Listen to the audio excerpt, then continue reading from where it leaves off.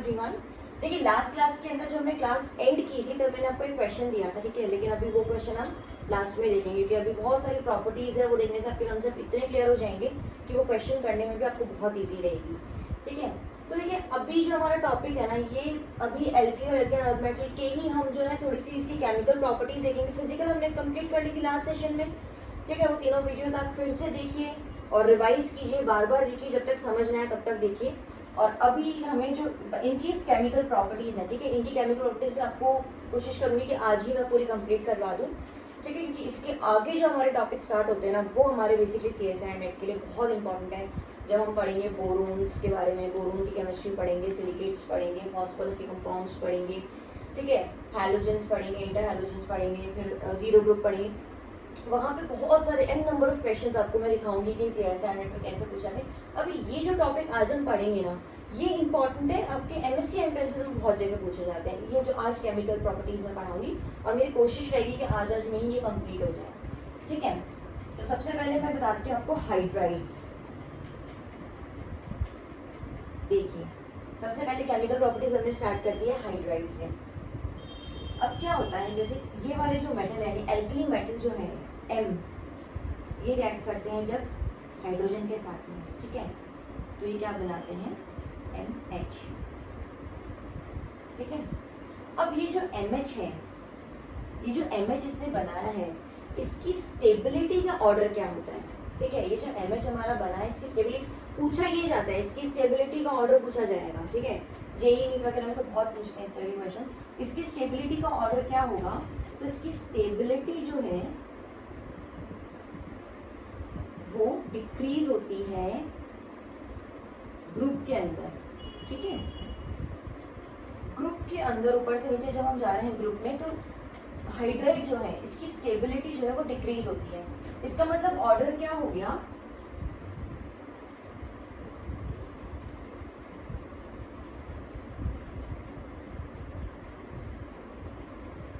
ये इसका ऑर्डर हो गया, ठीक है। तो मैं आपको बताऊंगी अच्छे से कि स्टेबिलिटी डिक्रीज क्यों हो रही है डाउन द ग्रुप जाने पे, ठीक है। अब दूसरी चीज, पहली तो हमने बात कर ली स्टेबिलिटी की, ठीक है, पहली बात हमने कर ली स्टेबिलिटी हाइड्राइड की, ठीक है। और दूसरा इसका इंपॉर्टेंट पॉइंट है आयोनिक कैरेक्टर, आयोनिक नेचर, ठीक है। आयोनिक नेचर, आयोनिक नेचर क्या होता है, down the group ionic nature increase होता है, ठीक है, इंक्रीज होता है। तो डाउन द ग्रुप जब हम जा रहे हैं तो आयोनिक नेचर इंक्रीज हो रहा है और स्टेबिलिटी डिक्रीज होती है। इसका रीजन देखिए, इसका रीजन समझिए, इसका रीजन क्या है। देखिए डाउन द ग्रुप हम जा रहे हैं तो साइज क्या हो रहा है, साइज बढ़ता जा रहा है, ठीक है। अब लिथियम जो है बहुत ही स्मॉल साइज है, यानी कि लिथियम स्मॉल साइज हमारे पास कैटायन, और हाइड्राइड जो है वो भी स्मॉल साइज एनायन ही होता है। तो स्मॉल साइज कैटायन का स्मॉल साइज एनायन आ गया। फिर सोडियम पे गए, थोड़ा सा इसमें कैटायन का साइज बढ़ा, एनायन का तो जितना है उतना ही है, ठीक है। फिर आगे और थोड़ा कैटायन बढ़ा, ये उतना ही है, और थोड़ा कैटायन बढ़ा, ये उतना ही है, और थोड़ा कैटायन बढ़ा, ये उतना ही है। तो क्या हो रहा है, देखिए साइज में डिफरेंस आता जा रहा है, ठीक है। तो स्टेबिलिटी कम होती जाएगी। भाई अलग अलग साइज के, एक तो बहुत ही छोटा है, एक बहुत बड़ा है, तो वो आपस में कैसे कंपाउंड फॉर्म करेगा, ठीक है, बहुत डिफिकल्टी हो जाएगी। तो यहाँ पर तो आसानी से बना लिया, यहाँ पर तो आसानी से बना लिया इन्होंने। फिर आगे आगे जैसे जैसे बढ़ते जा रहे हैं, इनमें क्या हो रहा है कि ये आपस में एक दूसरे का एक स्टेबल फॉर्म में एग्जिस्ट नहीं कर पा रहे। तो इनकी टेंडेंसी क्या होगी, एक दूसरे से अलग हो जाने की होगी, ठीक है, अलग, यानी कि ये अपना अलग एक नेगेटिव आयन बना लेगा और ये अपना अलग एक पॉजिटिव आयन, यानी कि ये आयनिक फॉर्म में इजीली कन्वर्ट होंगे। जैसे जैसे हम डाउन द ग्रुप आगे की तरफ बढ़ते जा रहे हैं, आगे की तरफ जब हम बढ़ते जा रहे हैं तो स्टेबिलिटी कम होने की वजह से या साइज में डिफरेंस ज्यादा होने की वजह से स्टेबिलिटी कम, और स्टेबिलिटी कम होने की वजह से आयोनिक नेचर ज्यादा, क्योंकि आयंस में टूटने का उसकी एफिशिएंसी ज्यादा हो जाती है, मतलब आयंस में इजीली टूट जाएंगे।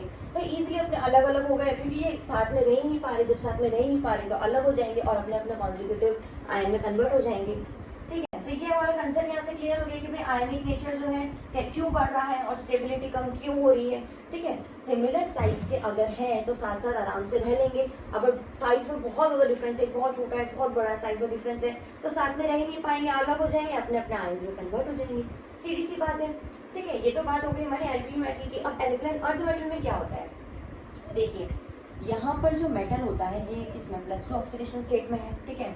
हाइड्रोजन से जब हम इसको रिएक्शन करते हैं तो ये बनता है MH2, ठीक है, MH2। यानी यहाँ पर तो क्या है, -1 चार्ज है, यहाँ पर +2 चार्ज है, MH2 के फॉर्म में एग्जिस्ट करता है। अब तो इसके कारण देखिए बेरिलियम में क्या होता है, बेरिलियम जब हम H2 से रिएक्शन करते हैं तो बनना चाहिए हमारा BeH2, ठीक है, BeH2 बनना चाहिए, लेकिन ये जो कंपाउंड है BeH2 ये नहीं बनता, ठीक है, BeH2 नहीं बनता। होता क्या है, इसकी जगह यहाँ पे हो जाता है पॉलीमराइजेशन,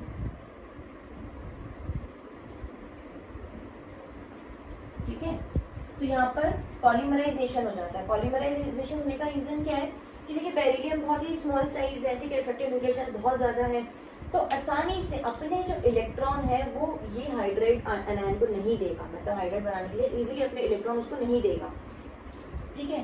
तो इसलिए सिंपली अगर हम रिएक्शन करते हैं हाइड्रोजन के साथ में तो ये नहीं बनता, बल्कि पॉलीमराइजेशन हो जाता है। और पॉलीमराइजेशन होने में कौन सा बॉन्ड बनता है, इसमें बनाना बॉन्ड, ठीक है, बनाना बॉन्ड बनता है। और बनाना बॉन्ड की प्रॉपर्टी क्या होती है, बनाना बॉन्ड बना, बनाना बॉन्ड की प्रॉपर्टी क्या होती है, बहुत ही फेमस, बहुत ही कॉमन प्रॉपर्टी, जहां बनाना बॉन्ड का नाम है वहीं पे लिख दो 3 सेंटर 2 इलेक्ट्रॉन, ये है बनाना बॉन्ड, ठीक है। बनाना बॉन्ड जो होता है इसकी 3 सेंटर 2 इलेक्ट्रॉन, ये जो बनाना बॉन्ड बनता है ये क्या होता है, 3 सेंटर, 3 सेंटर्स है और 2 इलेक्ट्रॉन, ठीक है। तो ये हो गई हमारी। अब देखिए ये तो बात थी बेरिलियम की। अब मैग्नीशियम जो है वो भी क्या करता है, वो भी कोवलेंट हाइड्राइड ही बनाता है, ठीक है। मैग्नीशियम भी जो है वो कोवलेंट है कि बेरिलियम और मैग्नीशियम क्या करते हैं, ये दोनों बनाते हैं कोवलेंट हाइड्राइड, और बाकी के सारे कैल्शियम सल्फर बेरिलियम ये बाकी के सारे एलिमेंट जो है ये बनाते हैं आयोनिक हाइड्राइड, ठीक है। अब डिफरेंस समझिए क्या होता है।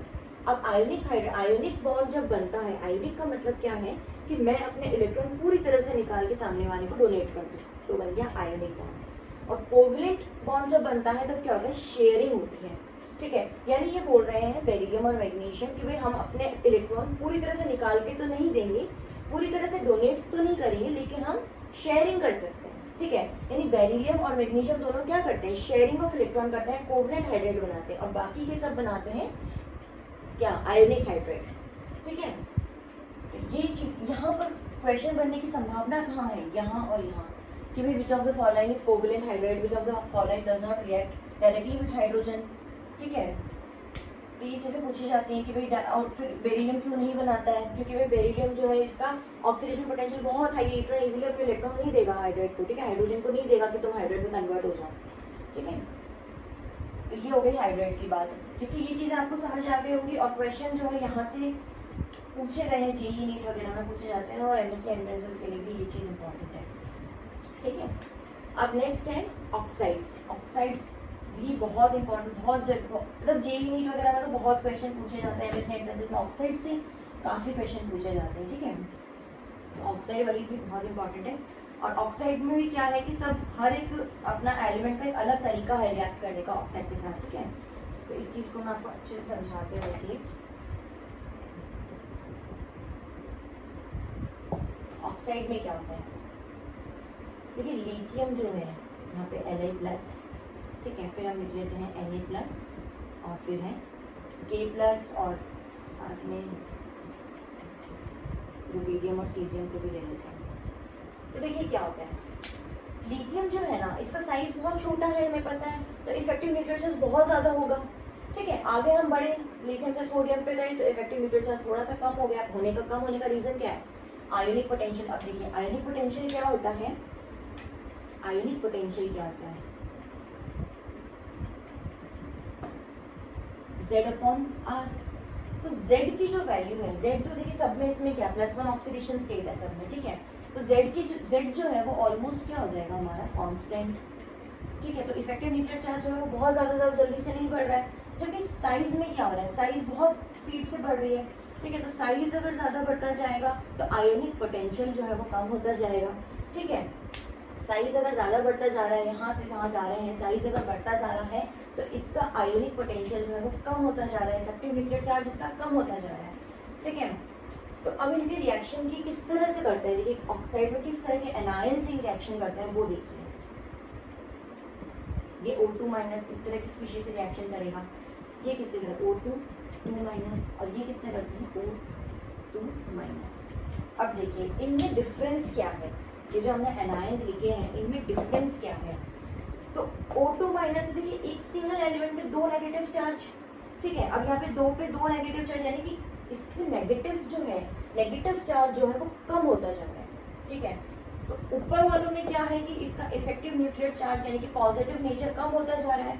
और जहाँ हमने एनायन लिखे हैं, ठीक है, देखिए एनायन जो है इसका नेगेटिव चार्ज कम होता जा रहा है, यानी कि पॉजिटिव का पॉजिटिव कम और नेगेटिव का नेगेटिव कम। तो एक जैसे सिमिलर, देखिए स्टेबिलिटी पाने के लिए क्या सिमिलैरिटी होना बहुत जरूरी है। जैसा पिछले केस में हमने हाइड्रोजन में पढ़ा कि भाई साइज में सिमिलैरिटी जरूरी है, ठीक है। यहाँ पे हम पढ़ेंगे कि भाई चार्ज में सिमिलैरिटी जरूरी है। तो बॉन्ड बनने के लिए क्या होगा कि इन दोनों की पॉजिटिविटी और नेगेटिविटी की जो स्ट्रेंथ है वो सिमिलर हो, ठीक है। तो ये दोनों, ये बहुत ज़्यादा हाईली इलेक्ट्रोपॉजिटिव है क्योंकि, और इसका इफेक्टिव न्यूक्लियर चार्ज बहुत ज़्यादा है, ठीक है, और इसमें नेगेटिव चार्ज बहुत ज़्यादा है। तो ये दोनों का रिएक्शन करेंगे, क्या बनाएंगे यहाँ पे नॉर्मल ऑक्साइड, ठीक है, नॉर्मल ऑक्साइड फॉर्म करेंगे।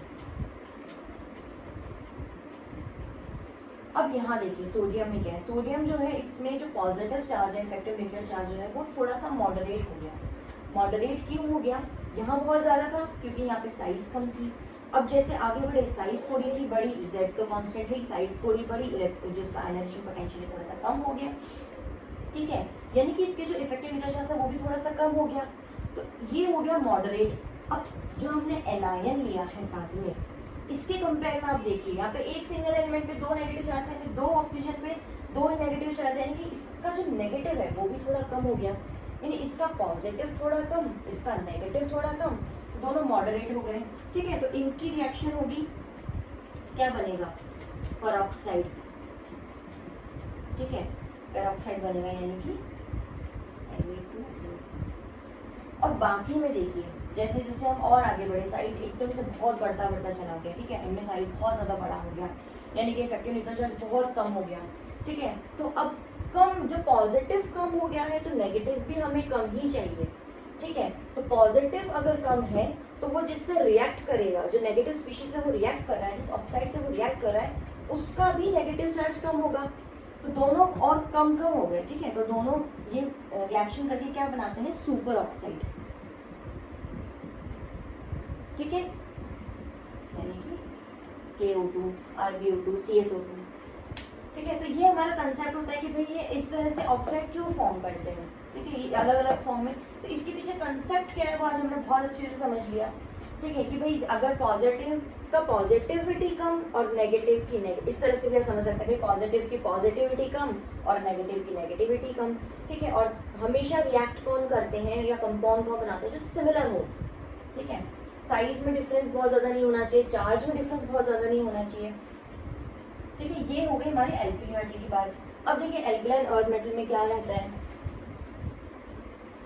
एल्किलाइन अर्थ मेटल जो है, हमें ये तो पता है कि भाई एल्किलाइन अर्थ मेटल जो है इनका इफेक्टिव न्यूक्लियर चार्ज जो है वो एल्किली मेटल से ज़्यादा होता है, क्योंकि यहाँ से यहाँ जब हम जा रहे हैं तो इनका साइज क्या हो रहा है, इनका साइज इसके कंपेयर में कम है, छोटा है, ठीक है। अलॉन्ग द पीरियड है तो हम देखेंगे आप साइज इनका छोटा होता है। तो क्या होता है, साइज अगर छोटा है इनका, इफेक्टिव न्यूक्लियर चार्ज इनका ज़्यादा है, तो ये क्या बनाते हैं, ये नॉर्मल ऑक्साइड्स और पेरोक्साइड्स बनाते हैं, यानी कि बेरिलियम और मैग्नीशियम जो है ये दोनों बनाते हैं नॉर्मल ऑक्साइड, ठीक है। और बाकी के जो है ये बनाते हैं पेरोक्साइड, ठीक है। तो इस तरह से क्वेश्चन पूछ लेते हैं कि which of the following is not super oxide, ठीक है। तो कुछ एग्जांपल आपको यहाँ से दे देंगे, कुछ एग्जांपल यहाँ से दे देंगे, ठीक है। तो इस तरह से, और वो बनाते क्या है, ये हमेशा ये MO ये बनाते हैं, ठीक है, ये इनके ऑक्साइड होते हैं। तो ऑक्साइड के बारे में और थोड़ी अगर हम बात करें, ऑक्साइड के बारे में अगर हम और थोड़ी बात करें तो एक चीज़ आप स्टार मार्क करके लिखिए, ठीक है, ये चीज़ आप स्टार मार्क करके लिखिए कि मेटल ऑक्साइड्स जो होते हैं आर बेसिक इन नेचर, ठीक है। मेटल ऑक्साइड जो होते हैं वो नेचर में कैसे होते हैं, बेसिक होते हैं। मेटल ऑक्साइड कैसे होते हैं, नेचर में बेसिक होते हैं, ठीक है।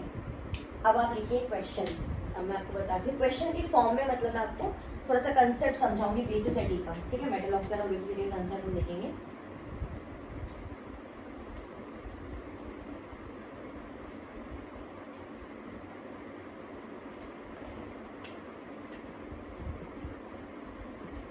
अरेंज द फॉलोइंग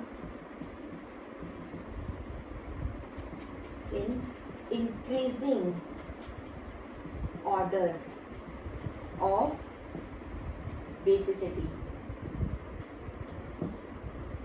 ठीक है। अब हमारे पास क्या है,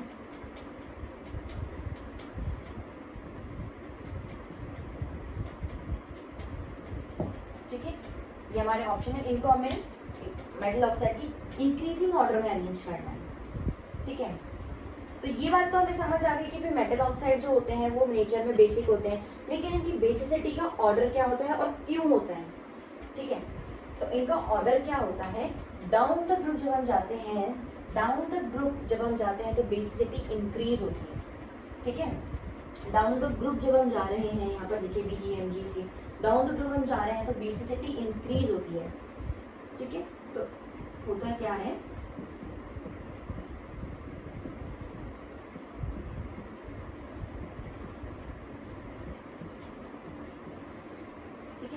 ये होता है ऑर्डर, ये होता है इनकी बेसिसिटी का ऑर्डर, ठीक है। और इसमें क्या होता है, जो BeO है, BeO है, इसका नेचर कैसा होता है, ये होता है एम्फोटेरिक, ठीक है।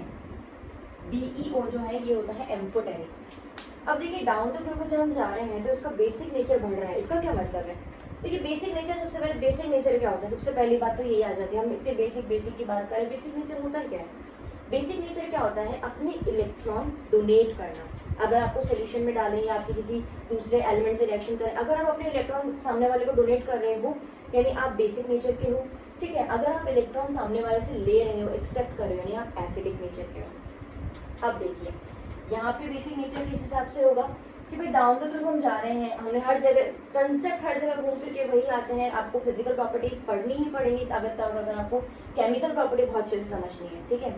तो डाउन द ग्रुप जब हम जा रहे हैं तो साइज बढ़ता जा रहा है, ठीक है। अगर साइज बढ़ता जाएगा तो क्या होगा, साइज बढ़ता जाएगा, इफेक्टिव न्यूक्लियर चार्ज कम होता जाएगा। अगर इफेक्टिव न्यूक्लियर चार्ज कम होता जाएगा तो जो ऑक्साइड एनायन है, ठीक है, ऑक्साइड के जो इलेक्ट्रॉन है उसे बहुत स्ट्रांगली ये होल्ड नहीं करके रख सकता, ठीक है। ऑक्साइड के जो इसमें ऑक्साइड के जो नेगेटिव चार्ज है उसको ये स्ट्रांगली होल्ड नहीं करके रख सकता। बेरिलियम तो क्या है, बहुत ज़्यादा स्ट्रांगली उसने पकड़ लिया ऑक्सीजन के इलेक्ट्रॉन की, नहीं भाई मैं तो अपने इलेक्ट्रॉन इजीली नहीं दूंगा, ठीक है। और मैं तो होल्ड करती हूँ कि इफेक्टिव जो न्यूक्लियर चार्ज है इतना ज़्यादा है कि वो इलेक्ट्रॉन इसके ऑक्सीजन के पकड़ के रख लेता है।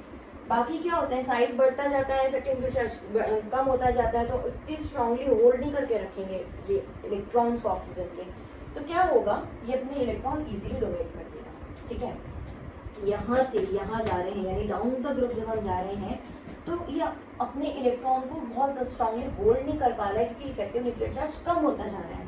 तो यहाँ से यहाँ जाने पे क्या हो रहा है, बेसिक नेचर बढ़ता जा रहा है, भाई होल्ड नहीं करेगा तो डोनेट इजीली कर देगा, ठीक है। तो यहाँ से यहाँ जाने पे क्या हो रहा है, बेसिक नेचर यानी कि डाउन द ग्रुप जब हम आते हैं तो बेसिक नेचर बढ़ता है। मेटल ऑक्साइड्स क्या होते हैं, बेसिक होते हैं नेचर में, और डाउन द ग्रुप हम जाते हैं तो मेटल के बेसिक नेचर, मेटल ऑक्साइड का बेसिक नेचर जो है वो इंक्रीज होता है, ठीक है।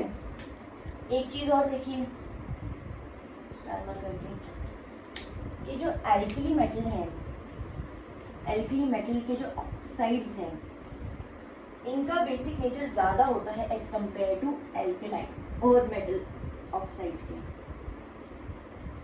ठीक है। तो एल्कली मेटल ऑक्साइड का जो बेसिक नेचर है वो alkaline earth metal, alkali metal oxide जो है इनका जो बेसिक नेचर है वो ज्यादा होता है एल्कलाइन अर्थ मेटल ऑक्साइड के, ठीक है, एल्कलाइन अर्थ मेटल ऑक्साइड से ज्यादा होता है। इसका रीजन क्या है कि भाई एल्कली मेटल के कंपेयर में अगर हम एल्कलाइन अर्थ मेटल देखें तो उसका साइज थोड़ा छोटा होता है, ठीक है, उसका इफेक्टिव न्यूक्लियर चार्ज थोड़ा ज्यादा होता है, तो वो ज्यादा इजीली इलेक्ट्रॉन डोनेट नहीं करेगा as compare to alkali metal oxides, ठीक है। तो आप उसको पूरा लिख लीजिए, एल्कली मेटल ऑक्साइड का ज्यादा होता है एल्कलाइन और मेटल ऑक्साइड से, ठीक है। ये चीज़ आपको समझ में, कंसेप्ट समझ में आ गया कि क्यों हो रहा है भाई, यहाँ से यहाँ जा रहे हैं, अलॉन्ग द पीरियड जा रहे हैं, तो क्या हो रहा है, साइज जो है उसका छोटा है, थोड़ा इफेक्टिव नेचर है उसका ज़्यादा है, तो वो इलेक्ट्रॉन ज़्यादा स्ट्रांगली होल्ड करेगा, डोनेट नहीं होने देगा, तो बेसिक नेचर ऑटोमेटिकली कम हो गया। ठीक है, तो ये हमने बात कर ली ऑक्साइड्स की। इस जगह से क्वेश्चन पूछे जाते हैं, इस जगह से क्वेश्चन आए हुए भी हैं। ठीक है, अब एक चीज़ और बचती है आपकी, वो है अमोनिया के साथ रिएक्शन। ठीक है, अमोनिया के साथ रिएक्शन एक चीज़ और है, आपकी टॉपिक छोटा सा ही है और मैं सोच रही हूँ कि एक ही बार में जैसे आपको पूरा टॉपिक फिनिश करवा दूँ, ताकि अगली क्लास से हम बहुत इंपॉर्टेंट नया टॉपिक स्टार्ट करेंगे बोरोन केमिस्ट्री का, बहुत इंपॉर्टेंट है, जिसमें मैं आपको बताऊंगी सारे कैसे उसका स्ट्रक्चरल क्लासिफिकेशन, क्लोजो, नीडो, आर्गेनो, बोरिन, ये सब कैसे क्या होता है पूरा मैं बताऊंगी। इसमें 2-3 लेक्चर लगेंगे और कंफर्म CS एंड नेट में तो कंफर्म क्वेश्चन उस जगह से निकलते ही निकलते हैं, इसलिए वो तो बहुत इंपॉर्टेंट टॉपिक है। तो मैं सोच रही हूँ अभी इसको पूरा फिनिश ही करवा दूँ। अब देखिए अमोनिया के साथ रिएक्शन। ठीक है, एक बहुत बेसिक सी आपने एक रिएक्शन देखी होगी कि भी मेटल के जो है अगर हम अमोनिया से रिएक्शन करवा देते हैं, ठीक है, तो क्या होता है,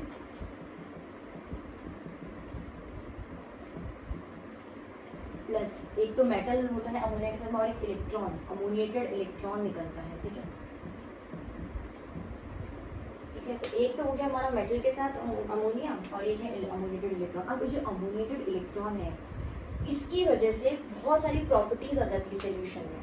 ये जो अमोनिएटेड इलेक्ट्रॉन रिलीज हो रहा है ना यहाँ पे, इसकी वजह से सोल्यूशन में बहुत सारी प्रॉपर्टीज आ जाती है। ठीक है, प्रॉपर्टीज क्या क्या आती हैं, सबसे पहले तो कलर प्रॉपर्टी जनरेट हो जाती है। भाई फ्री इलेक्ट्रॉन है, सिंगल इलेक्ट्रॉन है, कलर जनरेट होगा, कंडक्टेंस आएगी। ठीक है, कलर जो है इसमें कौन सा, ब्लू कलर, तो सोल्यूशन के अंदर ब्लू कलर जो आता है उसके लिए अमोनिएटेड इलेक्ट्रॉन रिस्पॉन्सिबल होता है। ठीक है, ये क्वेश्चन तो बहुत जगह पे पूछे भी जाता है, बहुत IIT JEE में बेसिकली पूछा जाता है, कई बार एमएससी एंट्रेंस में भी पूछ लेते हैं। तो ये ब्लू कलर इसकी वजह से आता है, कंडक्टेंस आ जाती है। ठीक है, कंडक्टेंस और क्या आता है, पैरामैग्नेटिज्म आ जाता है। ठीक है, सिंगल इलेक्ट्रॉन होने की वजह से, सिंगल इलेक्ट्रॉन होने की वजह ब्लू कलर आ गया। ठीक है, सोल्यूशन में कंडक्टेंस आ गई, सोल्यूशन में पैरामैग्नेटिज्म आ गया। ठीक है, और ये जो मेटल में अमोनिया का जो कॉम्प्लेक्स बना है ये भी बहुत ज़्यादा स्टेबल नहीं होता, ये भी टूट जाता है, ये मेटल अमाइड में कन्वर्ट हो जाता है। ठीक है, ये मेटल अमाइड में कन्वर्ट हो जाता है।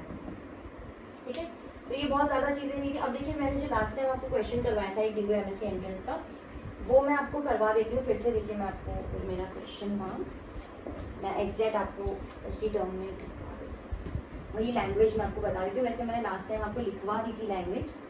ठीक है, इस बार मैं आपको शॉर्ट में बता देती हूँ कि क्या क्वेश्चन था वो।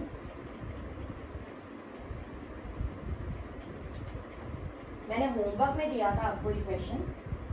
ठीक है, मेल्टिंग पॉइंट का था ये, मेल्टिंग पॉइंट के ऊपर क्वेश्चन मैंने आपको दिया था। एल्कली मेटल क्लोराइड का डिक्रीजिंग ऑर्डर, मेल्टिंग पॉइंट का डिक्रीजिंग ऑर्डर बताना था आपको। ठीक है,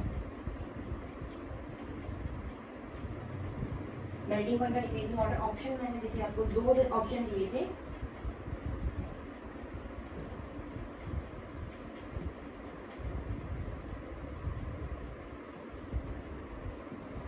एक ऑप्शन ये दिया था मैंने और एक ऑप्शन क्या था, ये दिया था।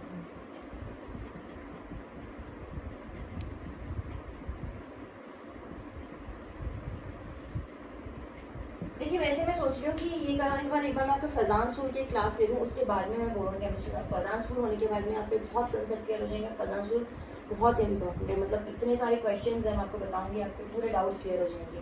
और इनमें भी सब में कहीं ना कहीं फजान स्कूल ऐड हो जुड़ता ही है, कहीं ना कहीं कंसेप्ट आता है। जैसे ये क्वेश्चन था, ठीक है, इसमें मैंने बोला था कि मेल्टिंग पॉइंट, हमने जनरल ट्रेंड क्या देखा था मेल्टिंग पॉइंट का, कि down the group melting point जो डिक्रीज हो रहा है। ठीक है, लास्ट क्लास में हमने जनरल ट्रेंड देखा था, डाउन द ग्रुप जा रहे हैं तो मेल्टिंग पॉइंट डिक्रीज हो रहा है। इसका मतलब ये ऑप्शन होना चाहिए था।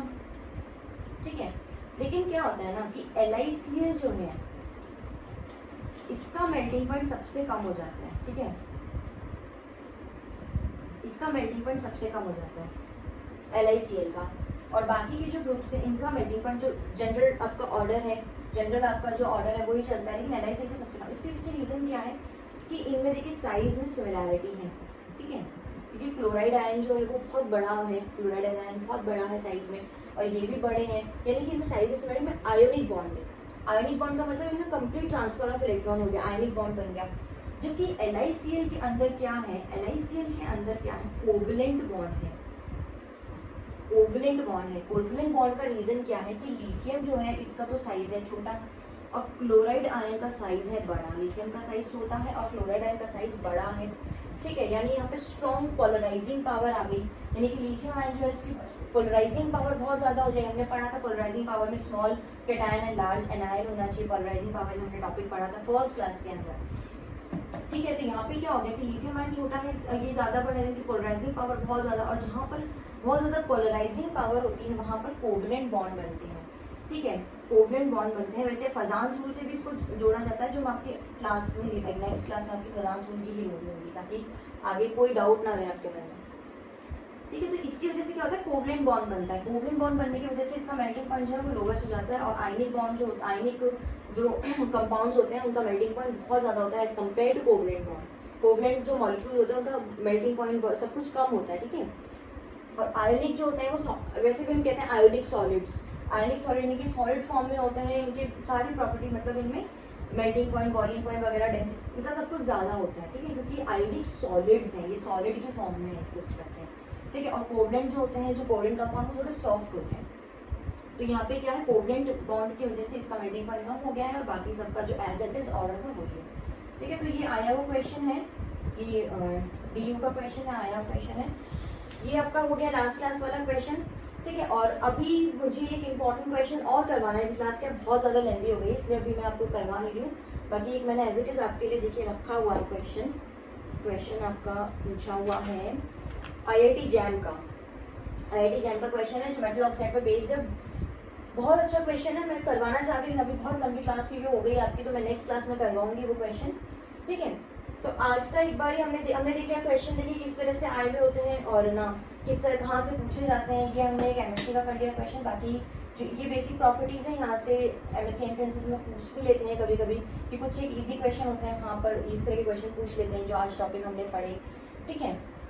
तो आज हमने हाइड्राइड देख लिया, हाइड्राइड में प्रॉपर्टीज देख ली, स्टेबिलिटी जो है वो डिक्रीज हो रही है और आयनिक नेचर इंक्रीज हो रहा है हाइड्राइड का। वैसे भी स्टेबिलिटी और आयनिक नेचर जो है वो दूसरे से ऑपोजिट चलते हैं, ठीक है। स्टेबिलिटी जहाँ ज्यादा, आयनिक नेचर यहाँ कम, क्योंकि आयन कैसे बनता है, आयनिक टूटेंगे तभी तो बनेंगे, ठीक है। तो स्टेबल कम होगा तभी तो टूटेगा। तो आयनिक नेचर देख लिया हमने, स्टेबिलिटी हाइड्राइड की इसमें देख लिया हमने कि ये दोनों जो कोवलेंट हाइड्राइड बनाते हैं, बाकी का आयनिक हाइड्राइड बनाते हैं, ठीक है। ऑक्साइड्स हमने देख लिए कि लिथियम जो नॉर्मल बना रहा है, सोडियम जो परऑक्साइड बना रहा है, बाकी के ये क्या बना रहे हैं, सुपर ऑक्साइड्स। और यहाँ पर ये नॉर्मल ऑक्साइड बना रहे हैं, बाकी के क्या बना रहे हैं, परऑक्साइड बना रहे हैं। तो यहाँ पर देखिए एल्कालाइन अर्थ मेटल में सुपर ऑक्साइड नहीं बनते, ठीक है। ये क्वेश्चन कई बार पूछते हैं कि आपको एग्जांपल देके which of the following is not super oxide, which of the following pair is not example of super oxide. इस तरह से आपको कुछ भी क्वेश्चन दिए जा सकते हैं, ठीक है। और हमने मेटल ऑक्साइड का नेचर देख लिया, आज के बेसिक नेचर के होते हैं, ठीक है। और बेसिक नेचर के क्यों होते हैं और बेसिक नेचर का ट्रेंड जो है वो डाउन द ग्रुप कैसा होता है वो भी हमें समझ आ गया, ठीक है। और अमोनिएटेड इलेक्ट्रॉन की हमने बात कर ली, एक सिंगल इलेक्ट्रॉन होता है, अमोनिएटेड इलेक्ट्रॉन होता है, अमोनिया से रिएक्शन जब हम करते हैं तो, ठीक है। तो आज के लिए ये पूरा इनफ हो गया आपका, हमने रिवीजन देख लिया और बाकी एक क्वेश्चन जो बच रहा है वो हम नेक्स्ट क्लास में मैं आपको बताऊंगी IIT जैम का, ठीक है। Alright then, thank you so much.